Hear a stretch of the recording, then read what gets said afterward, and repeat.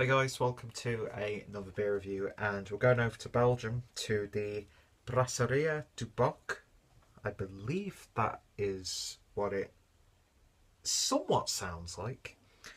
And we're looking at a bottle of the Blanche de Namur, which is a wit beer, which I'm not the biggest fan of wheat beers, so a wit beer isn't exactly one of my favourite styles either. But this beer is quite well available here in Germany. Picked this up from one of the local supermarkets, and I thought, yeah, it's another Belgian beer that I could try, get ticked off the list, and get a review done of it. Before I get into it, I seem like I'm doomed with greasy hair. It doesn't matter if I wash like that night, I'll still have greasy hair. I don't know what's going on. I'm sure there's like an illness or something like that when you get greasy skin and greasy hair. I don't. Is that? I don't know. It's weird. Plus, it's like hot one minute, then it's cold one minute, it's raining one minute, then it's really sunny. So, yeah, let's just ignore the fact that I'm a scruffy cunt anyway. So, yeah. So apologies about my appearance, but I could apologise every time I get on camera. So yeah, a wit beer then. Back to the beer, clocking in at 4.5%. Best before date is 9th of the 7th, 2018. At 28 minutes past 1 in the afternoon, apparently. And yeah, pretty standard looking beer. It's got that traditional look to it. Not terribly exciting, but it does stand out, especially with that light blue colour scheme. And then you've got a really nice crown as well, which I'm going to keep. And then on the back, it's obviously got some instructions on how to store and pour this beer properly. I think I unfortunately had this lying sideways in the fridge prior to me getting it out of said fridge and reviewing it for you guys. So hopefully I haven't livened it up a bit. But I'm guessing this being sat in supermarket shelves, there's been people picking it up, putting it back, picking it up, putting it back, picking it up, putting it back, picking it up, putting it back, picking it up, putting it back. So yeah, anyway, let's get the beer opened and see what we get. What a nice amount of smoke. I very rarely get a nice plume of smoke coming out of the bottles when I do reviews. Just use my small Teku glass. Again, still have no idea how much beer can be held in this glass. I never get round to look it up because it's really not that important. But I feel like it's important enough to make a point about it whenever I use this bloody glass. But yeah, very, very pale, very, very hazy. It's almost got like a sort of cloudy lemonade look to it. I had an Eichhofner Radler like about a week ago, and that was pretty much the same colour. Yeah, it's like lemon juice. Like sort of lemon juice you get in the little squeezy bottles that you put on like fried meats and fish and that sort of stuff. But yeah, very pale. I was not expecting that at all. Haze for days, as they say. Unclear for years. Is that the... I don't know. But yeah, head is about one finger's worth of a very like foamy but creamy at the same time looking head. Yeah, very vibrant, very zesty looking as well. So let's see what we can get on the aroma. And I'm getting a lot of citrusy characters coming from this. Very vibrant lemon lime sort of juice. Maybe even like a very subtle hint of an orange in there as well. Almost like the peel of an orange in the background.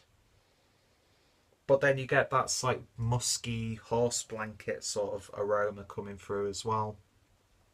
Has that real damp, sort of like a damp basement sort of aroma. Like wet wood that's been really soaking up water for quite a long time. But then you get this lovely sort of like vegetation aroma. A little bit herbaceous. Slight, ever so slight tickly coriander notes coming through, but not too much though. But yeah, the star of the show on the aroma is that lovely, vibrant, lemony aroma. Really, really nice actually. Anyway, off to a good start. Let's give it a taste. Cheers.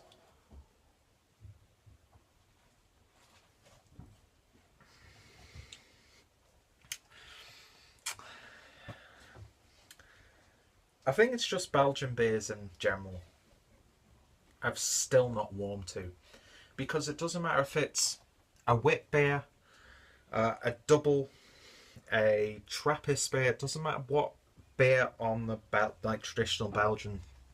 Um, what's the word? Like from left to right. Like what am I looking for? Scale. Is that the word? No, it's not the word. But you know what I'm talking about. It's like no matter what beer, I always seem to get that same, very hard to describe, musky flavour. A very like wheaty, yeasty flavour, which they're known for the wheaty and and their yeast strains. Very recognisable characteristics. But yeah, there's just this one little flavour that lingers a bit too long whenever I have anything from Belgium. And I can't put my finger on it. I don't know what word I was used to describe it, but it's not to my tastes. And that's what I instantly get with this beer.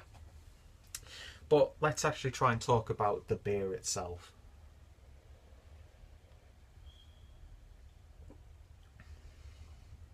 You really don't get any citrus characters in the flavour. It was like really coming out of the glass, this like very zesty, vibrant lemon characteristic. But I'm just not getting that at all in the actual flavour of the beer. It's more along the lines of what you'd expect from a bog standard wit beer. Wheaty, slightly yeasty, little gentle peppery notes, slight herbaceous tones in there as well.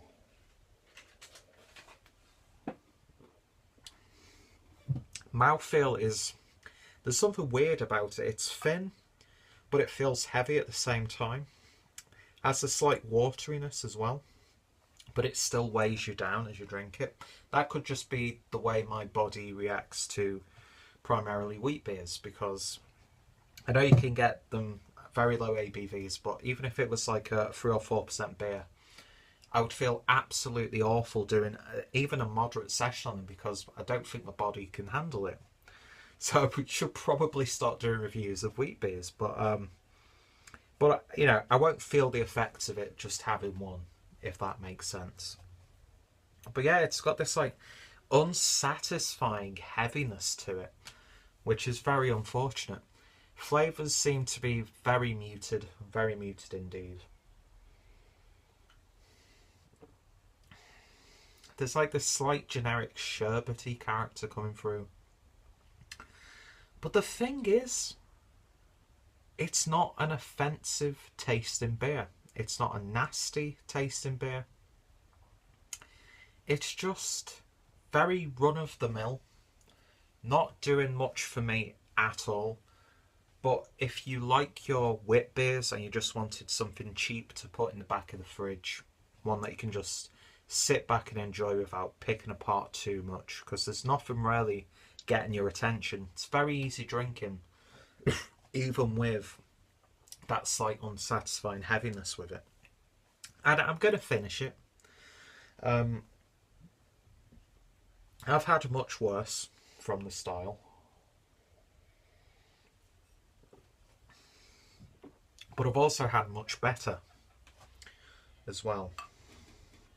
And again, it's that flavour that I just can't describe that I get from Belgian beers. And that seems to override everything else that's in there.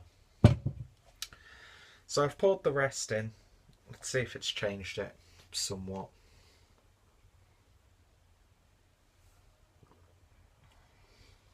It's a little bit more prickly, got a little bit more of a spicy feel to it. Maybe a very gentle citrus character actually coming through. But like you've shaved the rind of the lemon off and it's dried out a bit.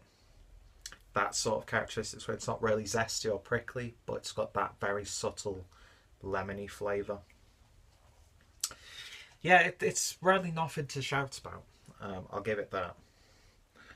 And in terms of a rating, and some people may be watching this and thinking, God, that's blasphemy. He does not know what he's talking about.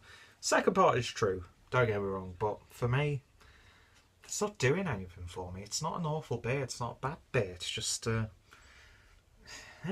can have many other beers of this style that are much more satisfying to me. And it's a style that I'm not a big fan of. So that's where, when you rate a beer like this, I'm not one of those idiots on like Rate Beer or something like that, where because they don't like lagers, every lager they will review, they'll purposely give a bad score. My bias towards the style aside, I think I'm going to give this beer 6 out of 10, maybe. Slightly above average.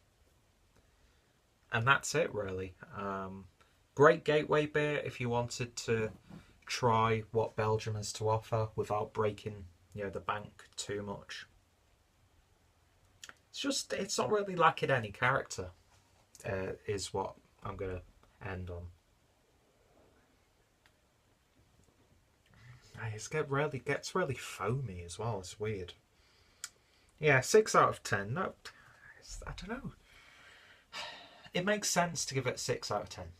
And I'm going to stick with a 6 out of 10. And if you don't like it, please feel free to air your grievances in the comments. Tell me what you got from this beer that I didn't. Tell me why you like the style, that sort of stuff. Would I buy it again? No. It's just, I've got a review of this up on YouTube, and because it's a slightly more well-known beer, I'll probably get a few more views than usual for reviewing a beer like this. So it's fit that purpose, I suppose. And I've got to do another review for you guys. So swings and roundabouts, I suppose. So I've forgotten the name of the brewery already, but I'll put their links down below. As always, I'll put information about this beer in the description box too. If any of my friends or people I follow on YouTube have reviewed it, their reviews will be included down below as well. Check out my wit beer playlist. It's quite small, but there are a couple of good examples down there.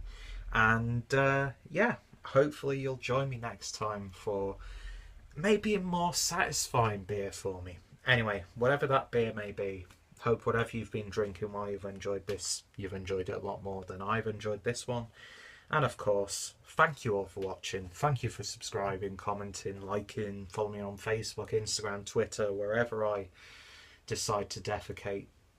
I appreciate it. And thank you all for watching, and I'll see you later. Cheers.